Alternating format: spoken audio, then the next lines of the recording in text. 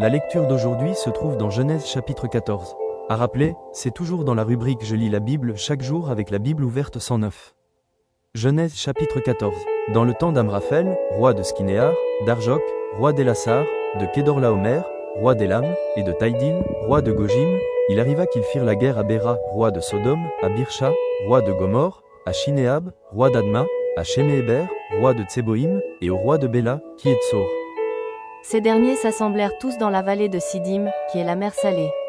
Pendant 12 ans, ils avaient été soumis à Kedorlaomer, et la 13e année, ils s'étaient révoltés.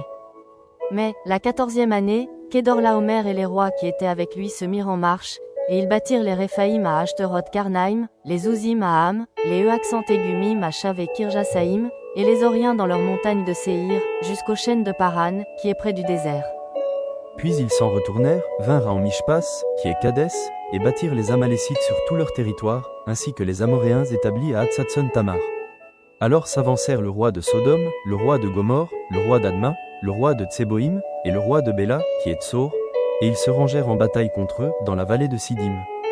Contre Kedorlaomer, roi d'Élam, Taïdil, roi de Gojim, Amraphel, roi de Skinéar, et Arjok, roi d'Élassar, 4 rois contre 5.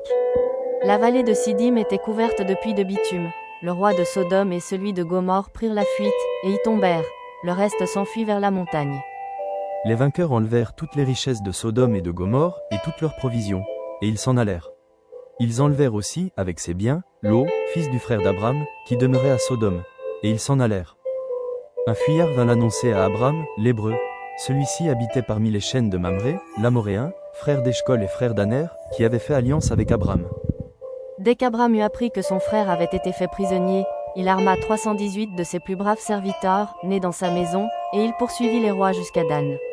Il divisa sa troupe, pour les attaquer de nuit, lui et ses serviteurs.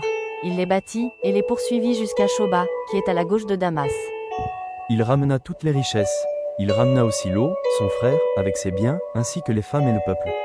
Après qu'Abram fut revenu vainqueur de Kedorlaomer et des rois qui étaient avec lui, le roi de Sodome sortit à sa rencontre dans la vallée de Chavé, qui est la vallée du roi.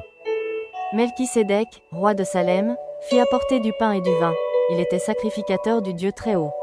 Il bénit Abram, et dit, « Béni soit Abram par le Dieu Très-Haut, maître du ciel et de la terre. » Béni soit le Dieu Très-Haut, qui a livré tes ennemis entre tes mains. Et Abram lui donna la dîme de tout. Le roi de Sodome dit à Abram, « Donne-moi les personnes, et prends pour toi les richesses. » Abram répondit au roi de Sodome, « Je lève la main vers l'Éternel, le Dieu Très-Haut, maître du ciel et de la terre. Je ne prendrai rien de tout ce qui est à toi, pas même un fil, ni un cordon de soulier, afin que tu ne dises pas, j'ai enrichi Abram. Rien pour moi, seulement, ce qu'ont mangé les jeunes gens, et la part des hommes qui ont marché avec moi, Aner, Eshcol et Mamré, eux, ils prendront leur part. »